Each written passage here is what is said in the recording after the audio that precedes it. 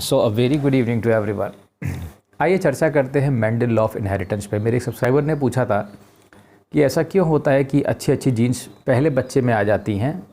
HRDJ करके कोई subscriber है, उन्होंने पूछा था मुझसे कि ऐसा क्यों होता है कि पहले बच्चे में सारी अच्छी जीन्स चली जाती हैं और बाद वाले बच्चे में ख़राब जीन्स जाती हैं। पहले तो मैं इस चीज़ से एग्री नहीं करता हूँ, क्योंकि मान लो अगर किसी पेरेंट्स के 10 बच्चे हैं, उदाहरण दिया, पुराने ज़माने में होते थे 7, 8, 10, तो कभी कभी ऐसा भी होता था कि 7वें नंबर वाला बड़ा अच्छा निकल जाए, बढ़िया बन जाए, पहले वाला ना बने, 10वें नंबर वाला बच्चा अच्छा बन जाए, या बढ़िया सबसे छोटा बच्चा अच्छा निकल जाए। तो ये तो जीन्स के कॉम्बिनेशन पे है। देखो, जब मेंडल ने लॉ बनाए थे, मेंडल के वैसे आप जानते हैं 2-3 अब कोई कहते हैं 2 लॉज है, कोई कहते हैं 3 लॉज हैं, लॉ ऑफ डोमिनेंस, सेग्रीगेशन और इंडिपेंडेंट असॉर्टमेंट। मैं 3 ही मान लेता हूँ, चलिए। तो डोमिनेंस ये कहता है कि अगर जब LLC में जब क्रॉसिंग होगी, क्रॉसिंग ओवर के बाद, या क्रॉसिंग ओवर तब थी नहीं उस नाम, लेकिन उसने कहा कि जब ऐसे मतलब पेयरिंग होती है तो जो कैरेक्टर डोमिनेट होता है वो F1 जनरेशन पे दिखता है, ठीक है। तो लेकिन ठीक है, ये कहा उसने। फिर दूसरे वाले में उसने कहा कि ये सेग्रीगेट हो जाते हैं 1:2:1 के रेशियो में, अगर F2 जनरेशन उसकी बनाई जाए। उसने मटर पे ये काम किया। काफ़ी हद तक उस समय के नॉलेज के जितनी मनुष्य को नॉलेज थी उस हिसाब से उन्होंने उसको किया है। वैसे तो मनुष्य जाति को अभी भी बहुत ज़्यादा नॉलेज नहीं हुई है। जैसे मान लीजिए छोटी सी बीमारी आई तो मनुष्य जाति संभाल नहीं पा रही, ये क्या है ये, ठीक है, क्योंकि DNA के स्ट्रक्चर को, इतने कॉम्प्लिकेटेड स्ट्रक्चर को कोई नहीं समझ सकता। ना हम उसे पूरी तरह समझ पाएँ कि कैसे जीन्स होती है, कैसे क्रॉसिंग ओवर होती है, कहाँ पर होती है, ठीक है। अगर हम मोटा मोटा लें तो नेचर ये चाहता है कि सबसे अच्छे अच्छे जो गुण हैं वो वैसी ऑफस्प्रिंग्स बचे। कईयों में आपने देखा होगा, नीचे प्रजातियों में कई बच्चे पैदा होते हैं, कुछ 30-40% अपने आप ही मर जाते हैं। द रीज़न इज़, जो कि नेचर इतने को सस्टेन ही नहीं कर सकती है, पहली बात तो।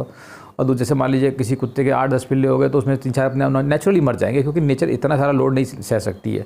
या मच्छर है या हाथी है, डार्विन ने इसको समझाया है, तो वो अपने आप ही मर जाते हैं। और नेचर हमेशा में वही सर्वाइव करते हैं, सर्वाइवल ऑफ द फिटेस्ट, जो बेहतरीन होते हैं। तो जीन्स की जब क्रॉसिंग ओवर होती है तो वो इस प्रकार से होती है कि जो बेस्ट है, ठीक है, वो सर्वाइव करे, वो बने, कमज़ोर ना बने। ये नेचर का लॉ है, तब उससे अच्छी जीन्स आगे बढ़ती हैं। तो इसी तरीके से तो वो कोई ख़ास बात नहीं है कि पहले में अच्छे गुण आ गए। वो बात समझ सही बात है कि अगर बच्चे 1-2 ही पैदा करोगे तो जो पहले बच्चे होंगे वो अच्छे होने की संभावना उनकी ज़्यादा है, ठीक है, क्योंकि उसमें हो सकता है। अब ये भी कोई ज़रूरी नहीं है।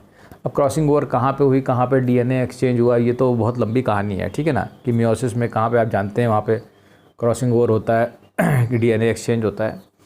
तो इस प्रकार से अगर हम इसको देखें तो ये this is highly unpredictable, you know. अभी मनुष्य जाति इस स्थिति में नहीं पहुंची है कि वो सबसे बेहतरीन आदमी बनाए, नहीं तो फिर तो मनुष्य जाति फिर ऐसे, फिर तो वो चाइना वाले सबसे पहले यही करते हैं कि सबसे बेहतरीन एलिल्स को जोड़ो, सबसे बढ़िया DNA बना दो, सबसे बढ़िया प्रजाति बना दो जो पूरे विश्व पे रूल करे। हर देश यही करता है, शायद अमेरिका और जापान, अमेरिका और चाइना सबसे पहले ये करते हैं। लेकिन मनुष्य को इतनी अभी समझ ही नहीं है कि DNA के स्ट्रक्चर में कहाँ पर वो चीज़ें जो है। और मैं तुम्हें बता दूँ, अगर देखो गौर से, तो DNA है क्या?